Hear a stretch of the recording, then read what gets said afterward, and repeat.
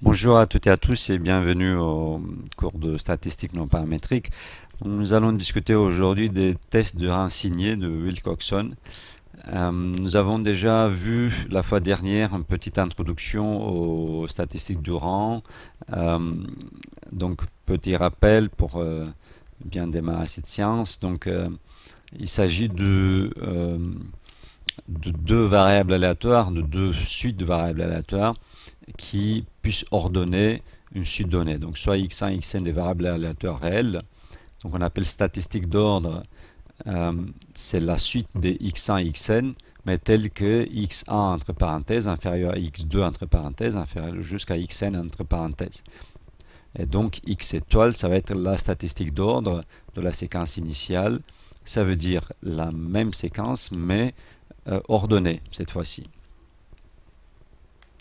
De la même manière, on peut parler de vecteur des rangs. Le vecteur des rangs, donc c'est par exemple pour un échantillon, on a vu 4, 2, 1, 1, 2, 0, 1. On peut voir que le 4 c'est le plus grand, donc il a le rang 7. Le 2, en fait, il y en a deux de 2, donc ils ont le rang 6 et 5 parce que ce sont les deux suivants dans l'ordre des plus grands. Donc ça va être l'avant-dernier et l'avant-l'avant-dernier, alors que 0, par exemple, ça va être le premier dans la statistique d'ordre. Et donc les rangs, ça donne où il se trouvent ces valeurs-là dans la statistique d'ordre. Et comme notation, nous avons vu euh, que sigma, c'était la permutation qui, à partir des indices initiaux, nous donnait où ils se placent chacun dans la statistique d'ordre. Et bien les rangs, ça va être juste sigma moins 1. C'est voilà, une autre définition qu'on peut avoir de cette statistique de rang. Et donc, à quoi est-ce que on voulait utiliser ces connaissances-là? En fait, c'était à nouveau pour faire des tests sur un échantillon. On a déjà vu un test de type signe, mais on peut faire un peu mieux.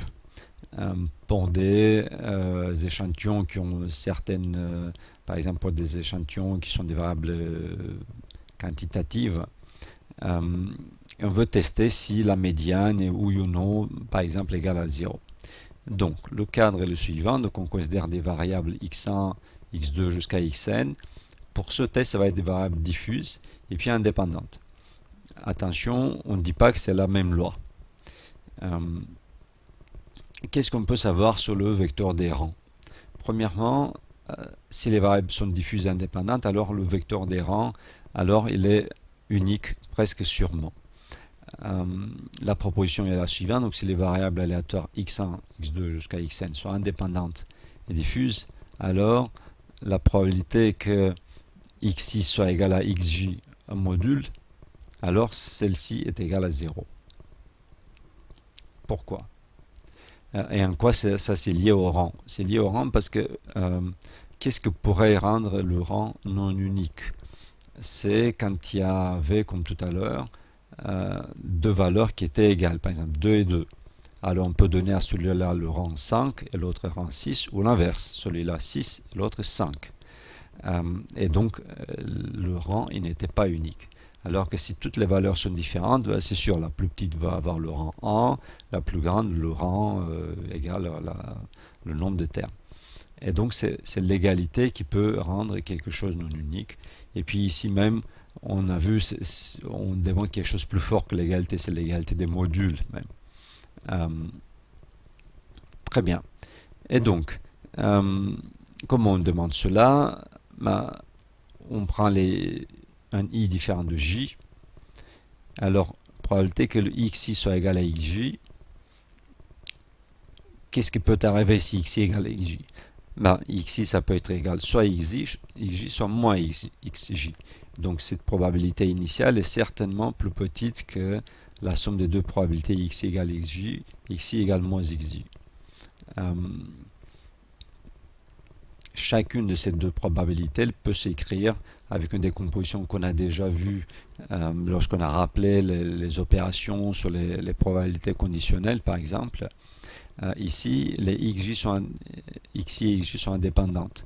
Donc, dans l'écriture qu'on avait faite pour les probabilités conditionnelles, en fait, on arrive tout simplement à dire cela, c'est égal à la probabilité que xi égale à x, et puis intégrer contre la loi du xj. Et puis ici, c'est la probabilité que xx soit égal moins petit x intégré contre la loi du xj, la variable d'intégration étant petit x. Mais chacune de ces deux termes, en fait, ça fait intervenir une fonction. On est en train d'intégrer une fonction, on peut l'appeler f de x si on veut, hein, ou g de x, ou h de x, peu importe, contre une loi. Bon. Et elle est égale à combien cette fonction? En fait, la probabilité que xi soit égal à x, elle est nulle. Pourquoi? Parce que les variables sont diffuses. Et donc, cette fonction-là qui est en jaune actuellement, en fait, c'est la fonction nulle. Pareil, la fonction d'ici, c'est la fonction nulle. Peu importe la valeur de petit x, ça, c'est 0. Et donc, bon, on intègre la fonction nulle contre n'importe quoi, le résultat, il est nul. Et donc, effectivement, on obtient 0. Et donc, pour i et j donnés, on voit bien que la probabilité que xi soit égal à xj est nulle. Mais qu'est-ce qui se passe lorsque i et j ne sont pas donnés? En fait, lorsqu'ils ne sont pas donnés, alors ils sont quand même un nombre fini. Tous les paires i et j possibles, ils vont de 1 jusqu'à n. Il y en a n fois n moins 1 sur 2, si i est différent de j. Et alors, pour chaque paire, donc cette probabilité-là, xi égale xj, cet événement il va se retrouver quelque part dans, pour un i donné, pour un j donné. Mais pour chaque i et j, probabilité que xi en module soit égal à xj est nulle. Et la somme de 0, d'un nombre fini de 0, elle est 0. Et donc finalement, la probabilité qu'il existe un i différent de j tel que xi égale xj, la probabilité de cet événement elle est nulle. Et donc la statistique d'ordre, elle est unique presque sûrement. Continuons vers la formulation de notre test. Donc on suppose disposer des variables suivantes, des observations qui tout d'abord sont indépendantes. Ça c'est une hypothèse tout à fait naturelle. Ensuite, pour ce test-là, et d'ailleurs le test précédent, on suppose que les xi sont des variables diffuses. Pourquoi? On verra, on n'a pas envie d'avoir des valeurs en 0 par exemple. La probabilité d'obtenir pile 0 est nulle. Et puis, on suppose que la médiane, elle est commune, elle est égale à m.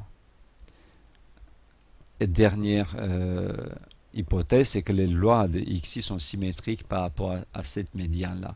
En pratique, c'est assez souvent le cas, puisque m, ça va correspondre à une hypothèse h0. Alors assez souvent, on a affaire à des lois symétriques. On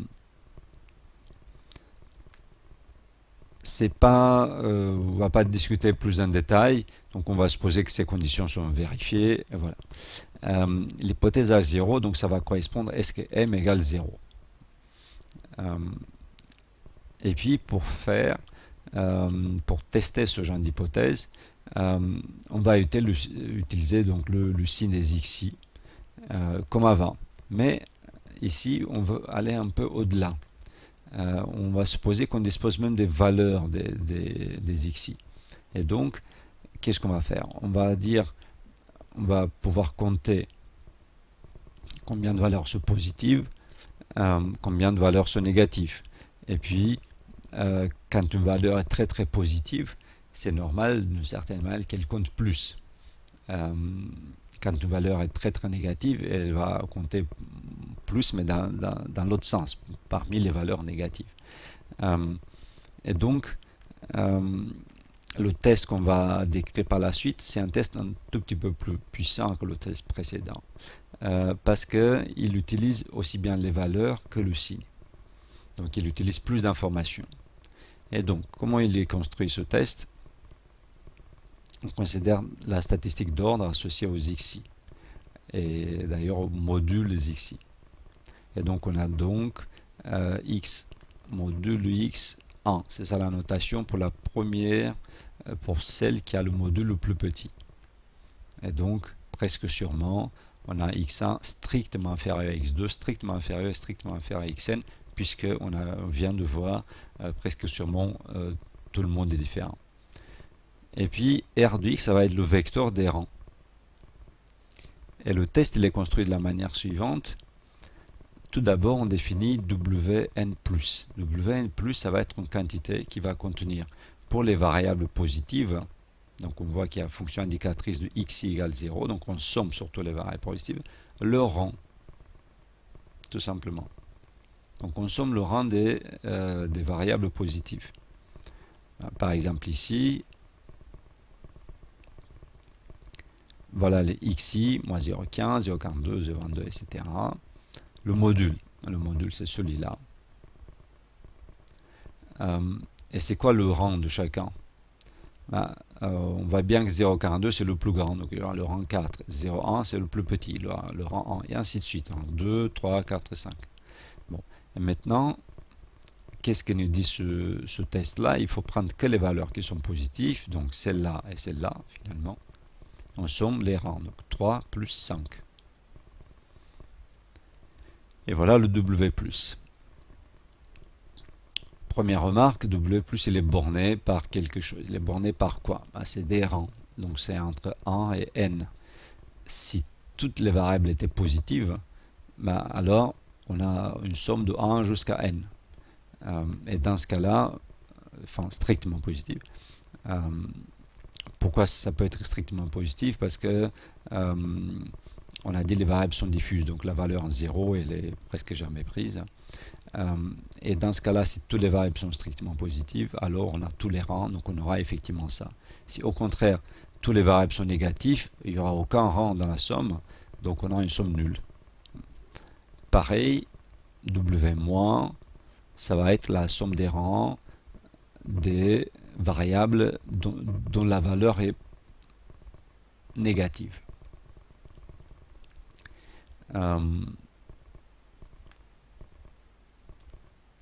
On voit bien que W+ et W- prennent en compte tout le monde, puisque la valeur 0 elle est prise avec probabilité nulle, et donc xi est soit strictement positif, soit strictement négatif. Donc il se retrouve quelque part dans la somme. Il se retrouve d'ailleurs une seule fois, dans une seule de ces sommes-là. Donc en fait, tous les rangs, si on somme W+ et W-, on aura tous les rangs, parce que chacun apparaît une fois et une seule. Et donc finalement, W+ et plus W-, c'est n plus 1 sur 2, qui est la somme de tous les rangs possibles, de tous les nombres entre 1 et n. Et donc quelle est l'idée du test? L'idée du test, c'est de comparer ces rangs. Voyons un peu comment on peut justifier. H0, c'est dire m égale 0. Bon. Si m égale 0, étant donné qu'on a des variables symétriques, il est normal d'attendre que les rangs d'un côté négatif et les rangs du côté positif vont être pareils, vont se contrebalancer. Donc, il y aura tout autant de rangs d'un côté, le W+ et le W- risquent d'être assez similaires. Par contre, si H1, si l'hypothèse alternative arrive, ça veut dire que M il est strictement positif, donc il n'est pas 0, justement, il est strictement positif. Alors, comment on peut avoir une médiane? Pour rappel, M c'était la médiane. Mais si on a une médiane, ça veut dire qu'il y en a plus, puisque la médiane est strictement positive, ça veut dire qu'il y en a plus de x qui sont positifs que de x qui sont négatifs.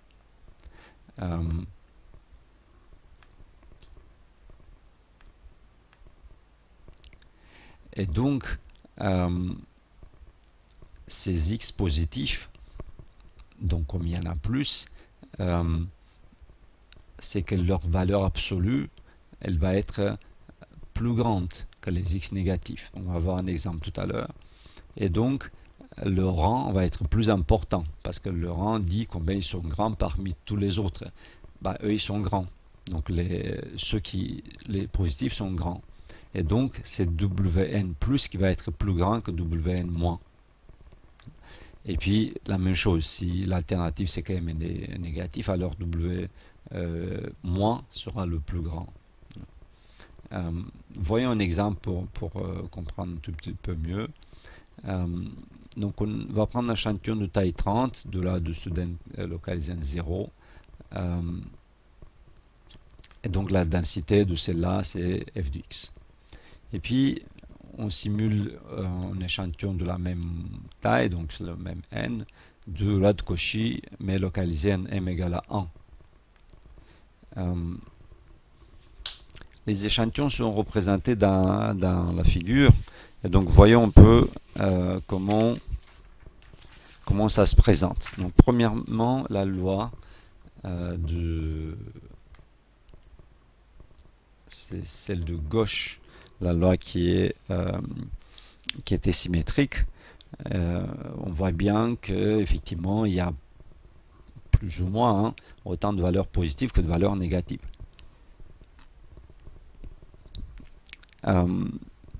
Les valeurs absolues ici n'ont pas tendance à être différentes. Il y en a plein autour de 0, il y en a plein autour de ces valeurs-là. Il n'y a pas des valeurs absolues, il n'y a pas une grande différence. Effectivement, il y en a un peu plus, et la valeur absolue de celui-là, elle est un peu plus grande, mais néanmoins, elle n'est pas, je sais pas, elle n'est pas ici, quoi. Donc, les valeurs absolues sont à peu près équilibrées. Le deuxième échantillon, c'est un échantillon qui est centré ici, donc un 1. Donc, il n'est pas centré en 0. Donc, on voit bien qu'il y a plus de valeurs positives, parce que déjà la moitié doit être plus grand que 1, puisque ça c'est la médiane aussi.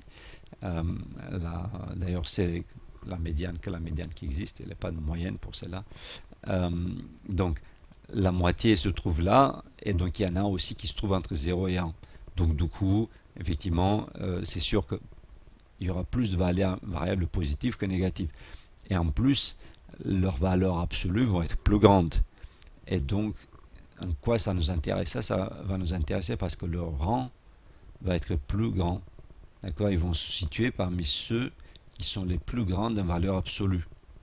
Et donc, ça risque bien que Wn+, ça veut dire les rangs correspondant aux valeurs de ce côté-là de la médiane, soient plus grands que les rangs de ceux-là, parmi les valeurs absolues. Très bien. Donc attention, ici m égale à 1, pas 10, il faut faire une correction dans votre poly, m égale à 1. Très bien. Maintenant, on peut se poser, oui, mais on peut se poser la question, à quoi ça sert la symétrie? La symétrie, ça sert quand même parce que sinon, on pourrait avoir des soucis sur les rangs. Donc, on va prendre un exemple. Donc, on va prendre une loi qui a une densité sur les x positifs qui est une densité exponentielle. C'est un mélange de deux exponentielles en fait. Et puis il y a une autre densité, enfin bon, un mélange d'exponentielles mais avec un plus. Et puis exponentielle de 3x pour les x négatifs. Celle-là, c'est une loi de médiane 0 parce qu'on voit bien que c'est 1,5 et 1,5. Mais elle n'est pas symétrique parce que les x positifs, c'est une densité et les x négatifs, ça n'a pas la densité correspondante. Ça devrait être exponentielle de plus x. Attention, comme x est négatif, c'est x, c'est moins x. D'accord? Donc c'est normal qu'il y ait un plus ici, c'est pas ça le problème. Le problème, c'est le 3, qui n'est pas égal à 1. Donc voyons un peu cet échantillon-là. Cette figure-là qui le présente. On voit bien que les x positifs, ils sont bien plus grands en valeur absolue que les x négatifs. Et donc leur rang, il risque d'être plus important parce que ceux-là, c'est sûr que ça va être, ils sont les plus grands d'ailleurs en valeur absolue. Le rang, ça va être le plus important. Donc le W+ va être plus grand que W- ici. D'accord. Et donc un test basé sur les W+ et W- peut être construit. Pourquoi est-ce qu'il peut être construit? Il peut être construit à cause de ce théorème. qu'on va admettre, qui dit la chose suivante. Supposons que les hypothèses qu'on vient de discuter sont vérifiées. C'est les hypothèses données la symétrie des lois, le fait qu'ils ont tous une médiane commune, le fait qu'ils sont diffuses et qu'ils sont indépendantes entre elles. Et donc, sous H0, ça veut dire sous l'hypothèse que M égale 0, alors W plus et W moins ont la même distribution. Deuxièmement, la moyenne d'une d'elles, donc puisqu'ils ont la même distribution, ils ont la même moyenne, c'est n plus 1 sur 4.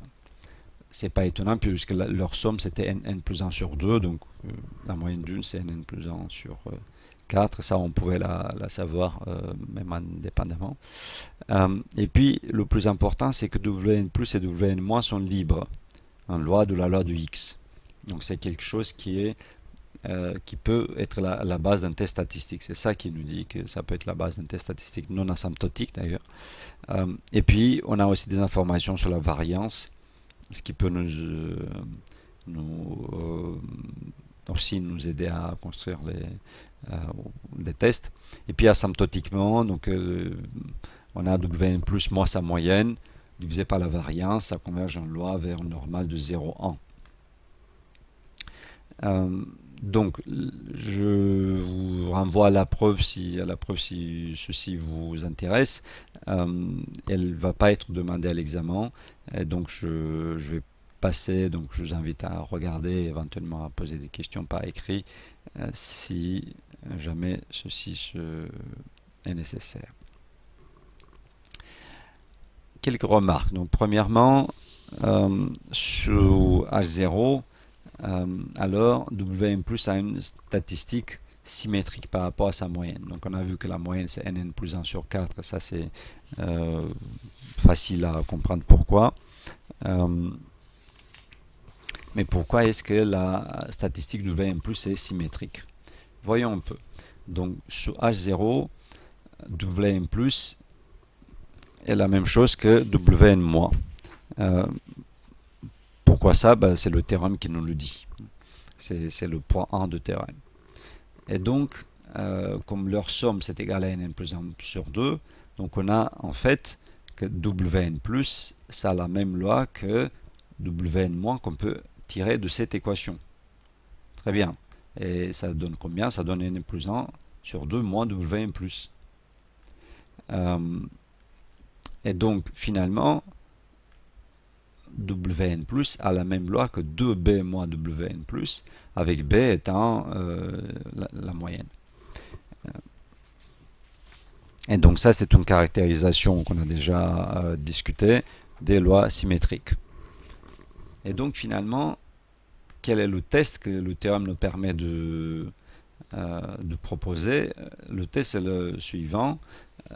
Par exemple, si l'alternative est m différent de 0, alors le test c'est sa région de rejet, excusez-moi, voilà, sa région de rejet, ça va être est-ce que Wn plus il est très éloigné de sa moyenne? S'il est très éloigné de sa moyenne, c'est qu'on a affaire à des valeurs extrêmes.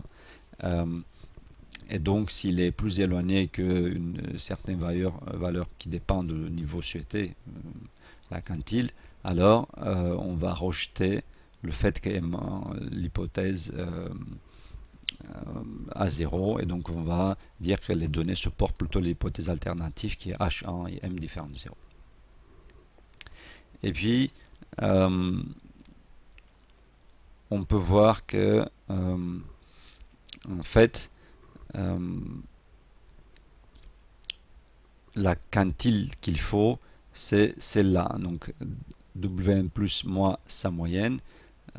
Quelle est la quantile? C'est la quantile de la loi de Wn plus sur H0 et la quantile d'ordre quoi, de 1 moins alpha sur 2 comme dans tous les tests bilatéraux qu'on a considérés. Et puis il faut enlever la moyenne qu'on voit ici. Voilà.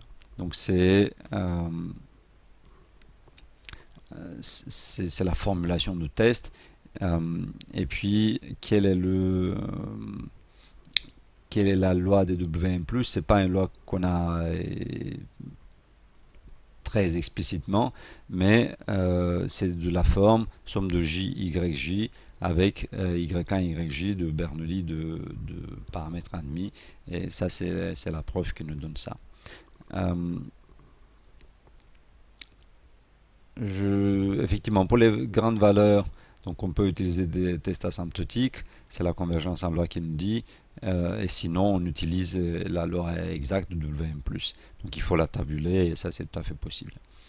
Ensuite, je vous renvoie vers votre code préféré R Python pour les implémentations.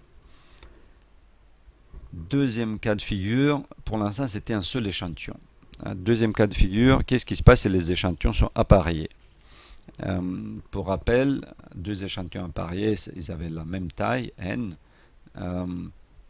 et il y a une dépendance de UI, VI entre elles, mais pas d'indépendance de UI par rapport à VI.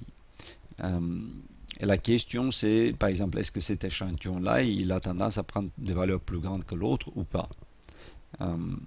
Et donc, comme pour le test du cours précédent, on peut se dire XI, c'est VI moins UI.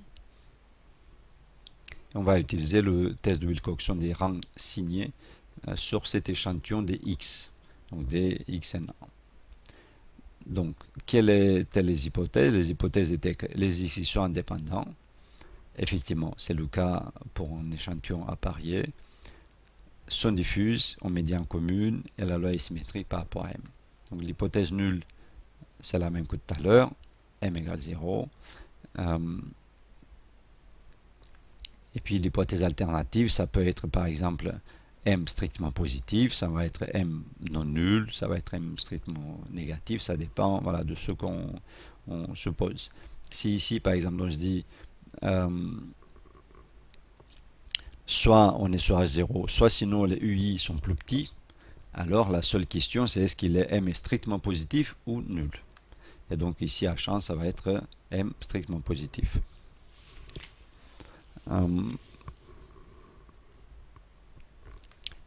Le test des rangs assignés il utilise plus d'informations parce que il utilise les valeurs absolues par exemple et les rangs de ces valeurs absolues, donc c'est normal qu'il soit plus puissant. Donc si on a accès aux valeurs de l'échantillon, c'est mieux d'utiliser celui-là. Et puis le code R, donc il faut mettre paired égale true égale T, et il faut mentionner le nom de test, donc Wilcoxon, pour avoir le résultat. Petite remarque sur les hypothèses. Donc on a fait une hypothèse qui était celle de variable diffuse. En fait, il faut faire attention parce que l'hypothèse des variables diffuses, elle servait à calculer le rang. Et lorsque le calcul du rang n'est pas fiable parce que il y a des variables par exemple qui se répètent, donc le rang il n'est pas unique, il n'est pas déterminé de manière unique. Et ça pose problème parce que le calcul il est ambigu, parce que le calcul par exemple de savoir si on doit rejeter ou non, ça peut être ambigu. Et donc là on ne devrait pas utiliser ce test quand les variables ne sont pas diffuses.